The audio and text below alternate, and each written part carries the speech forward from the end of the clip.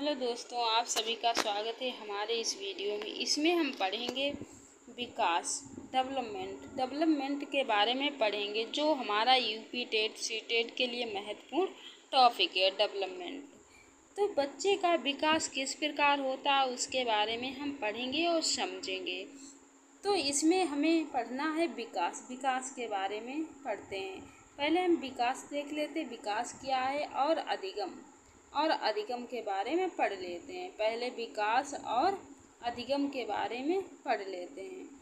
तो आगे जो हमारा विकास दिया है, टॉपिक हमारा है विकास और अधिगम क्या होते हैं, परिपक्वता क्या होती है, इसके बारे में पढ़ लेते हैं और समझते हैं। तो यहाँ पे विकास एक गुणात्मक परिवर्तन को संदर्भित करता है। विकास कैसा है? विकास जो होता है, जो बच्चे का गुणात्मक परिवर्तन होता है, उसको संदर्भित करता है, जिसके परिणाम स्वरूप अंगों को बेहतर और संदर्भित कार्य प्रणाली में वृद्धि होती है।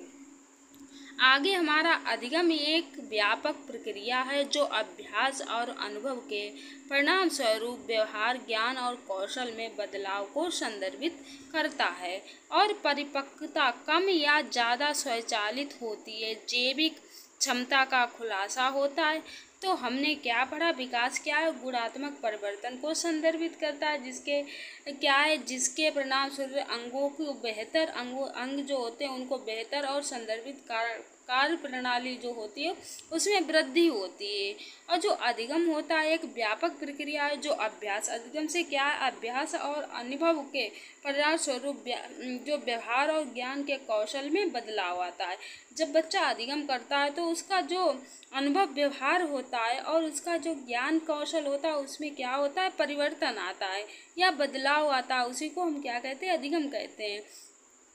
परिपक्वता क्या है? कम या ज़्यादा स्वचालित होती है, जैविक क्षमता का खुलासा होता है। इसमें क्या है? जैविक जो क्षमताएं होती हैं उनका खुलासा होता है, जो एक अपरिवर्तनीय अनुक्रम है और जैविक परिवर्तनों को मजबूत करता है। तो इसमें हमने क्या पढ़ा? विकास, अधिगम और परिपक्वता। तो ये तीनों के बारे में समझा। आगे हम देख लेते, आगे हमें क्या दिया गया है।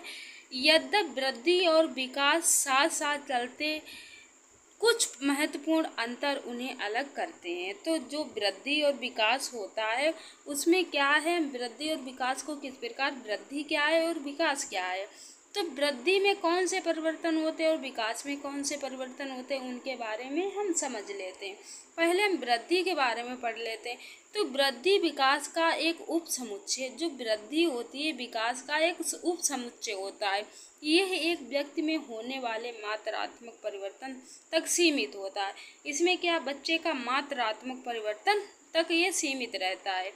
अभिवृद्धि जीवन पर्यंत चलने वाली प्रक्रिया नहीं होती है। क्या है? अभिवृद्धि जो होती है बच्चे की वृद्धि, ये जीवन पर्यंत नहीं चलती रहती। एक समय ऐसा आता है कि बच्चे की वृद्धि होना रुक जाती है।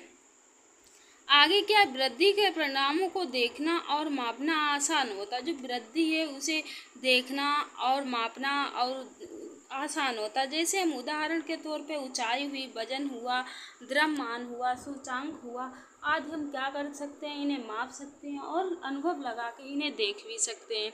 जैसे आगे हम देखते हैं विकास के बारे में पढ़ लेते हैं। ये एक व्यक्ति में दोनों मात्रात्मक साथ ही गुणात्मक पहलू सहित समग्र और प्रगतिशील परिवर्तनों से संबंधित होता है। विकास कैसा होता है? इसमें मात्रात्मक और गुणात्मक दोनों पहलू शामिल होते हैं। इसमें क्या है? प्रगतिशील परिवर्तन से संबंधित होता है। विकास एक सतत प्रक्रिया है, जो गर्भ काल से मृत्यु तक जीवन पर्यंत चलती रहती है। विकास कैसा है? बच्चे का विकास जन्म से क्या है? मृत्यु तक चलता रहता है। तो विकास कैसा है? कभी भी रुकने वाला नहीं है, विकास हमेशा चलता रहता है जन्म से मृत्यु तक। विकास का आकलन किया जा सकता है, मापा नहीं जा सकता। विकास का हम क्या कर सकते हैं? आकलन कर सकते हैं, लेकिन उसे माप नहीं सकते। ये अंगों को बेहतर संदर्भित काम काज के लिए संरचना में वृद्धि को संदर्भित करता है। विकास के प्रमुख कार्य क्षेत्र जैसे कि शारीरिक, संज्ञानात्मक, सामाजिक और भावात्मक और एकीकृत और समग्र प्रक्रिया में विकसित किए जाते हैं। जो विकास होता है उसके कार्य क्षेत्र कुछ होते हैं, शारीरिक और संज्ञानात्मक, सामाजिक और भावनात्मक। तो इनको हम देख लेते हैं, इनके बारे में पहले हमें आइए संक्षेप में समझ लेते हैं। तो शारीरिक विकास क्या है? ये जीवन में मानव में होने वाले शारीरिक परिवर्तनों को संदर्भित करता है। इसमें क्या है, जो मानव में होने वाले शारीरिक परिवर्तनों को क्या करता है, जो मनुष्य के शरीर में परिवर्तन होते हैं उसी को क्या करता है, संदर्भित करता है। जैसे हम समझ सकते हैं इसमें शरीर, मस्तिष्क, गति और कौशल, स्वास्थ्य और कल्याण में वृद्धि, परिवर्तन शामिल है। तो संज्ञानात्मक विकास ये समस्या को तर्क, सोचने, अनुभव करने, हल करने की क्षमता के विकास को संदर्भित करता है। संज्ञानात्मक क्या है? ये समस्या के तर्क, सोचने, अनुभव करने और हल करने की क्षमता को क्या करता है, संदर्भित करता है। इसमें शंकाओं का विकास शामिल है जो सीखने, भाषा, सोच, तर्क और रचनात्मक समर्थन करते हैं। आगे हम देख ले, आगे क्या दिया है, सामाजिक विकास।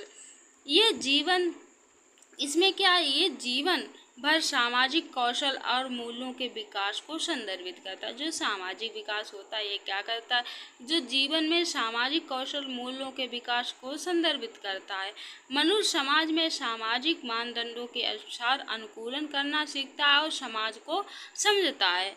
संवेगात्मक विकास ये अपने और साथ ही साथ दूसरों के संवेगों को नियंत्रित करने और प्रतिबंधित करने की क्षमता के विकास को संदर्भित करता है। इसमें भावनाओं का विकास और भावनात्मक परिपक्वता और भावनाएं क्या होती हैं, वृद्धि, बुद्धिमत्ता शामिल होती हैं।